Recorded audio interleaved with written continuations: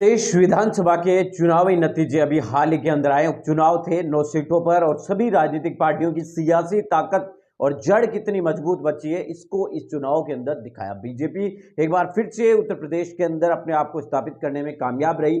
Samajwadi party second position के ऊपर नजर आई। आजाद समाज पार्टी ने भी कुछ सीटों के ऊपर ठीक प्रदर्शन तो कुछ सीटों के ऊपर गड़बड़ प्रदर्शन किया, लेकिन स्थितियां जो है बहुजन समाज पार्टी के लिए बिल्कुल भी सही नहीं थी। कटहरी एक सीट थी जिस सीट के ऊपर बहुजन समाज पार्टी का शुरुआत से दबदबा रहा, लेकिन इस बार भी यहां पर 40,000 से ज्यादा वोट बीएसपी लेने में कामयाब रही। इसके अलावा मजुआ की एक सीट थी जहां पर भी 35-36,000 वोट बीएसपी को मिले। इसके अलावा बाकी 3-4 सीटें तो ऐसी रही जहां पर 2-2,500 वोटों के लिए भी बहुजन समाज पार्टी को इंतजार है वो करना पड़ा। और 2-2,500 वोटों का कहने का मतलब यह है कि उन सीटों पर बीएसपी का कोई अस्तित्व नहीं रहा है।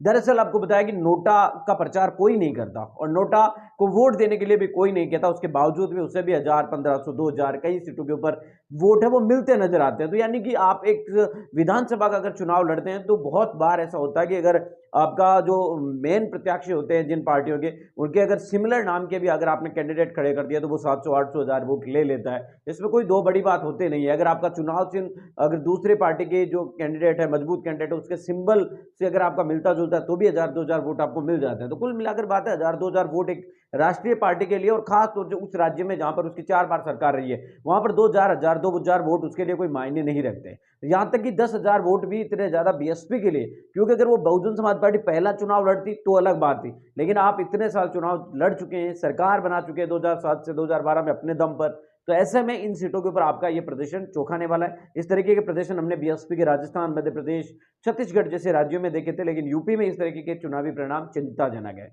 उपचुनाव के चुनावी नतीजों ने बहुजन समाज पार्टी को टेंशन दी है। अब ये देखना बहुत दिलचस्प होगा कि 2027 में क्या बहुजन समाज पार्टी किसी राजनीतिक पार्टी के साथ फिर से गठबंधन करने की कवायद है वो जुटेगी। बहुजन समाज पार्टी के अध्यक्ष बहन मायावती जी ने साफ कर रखा है कि किसी भी राजनीतिक पार्टी के साथ कोई चुनावी समझौता नहीं होगा, कभी गठबंधन है वो नहीं होगा।